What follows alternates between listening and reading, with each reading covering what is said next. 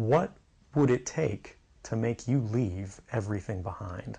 Fleeing to Hong Kong, Edward Snowden's left behind a reported $200,000 job, a girlfriend and Hawaii lifestyle to live for now as a fugitive whistleblower. Because he says he's horrified at the surveillance state being created in America. I'm no different from anybody else. I don't have special skills.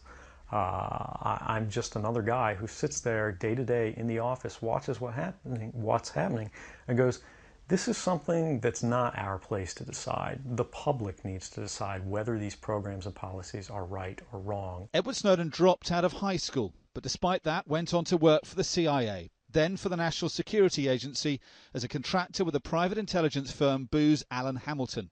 He seems acutely aware of the risks he's taken in making his disclosures. You can't come forward against the world's most powerful intelligence agencies and be completely free from risk, because they're such powerful adversaries that no one can meaningfully oppose them.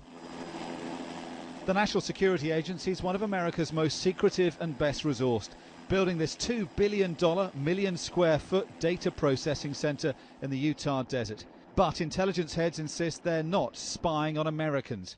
Former NSA officials say Snowden needs to be brought to justice. If he did what he says he did, and it's borne out by a court, then quite frankly the penalty should be somewhat severe, and I can see him spending at least 10, maybe 20 years in jail. WikiLeaks founder Julian Assange leapt on the bandwagon, giving interviews from his refuge in the Ecuadorian embassy. He says whatever happens to Edward Snowden, he can live with himself, believing he's done the right thing. Every day that you live your principles is the best day of your life.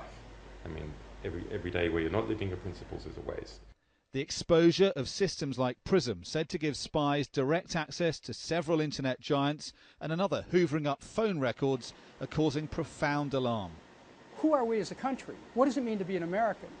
Do we have a presumption of privacy, or are we all now suspects in a neo-police state? Barack Obama says he welcomes the debate about privacy and security. The signs are, though, his administration will be doing all it can to pursue the man who started it. Dominic Waghorn, Sky News, Washington.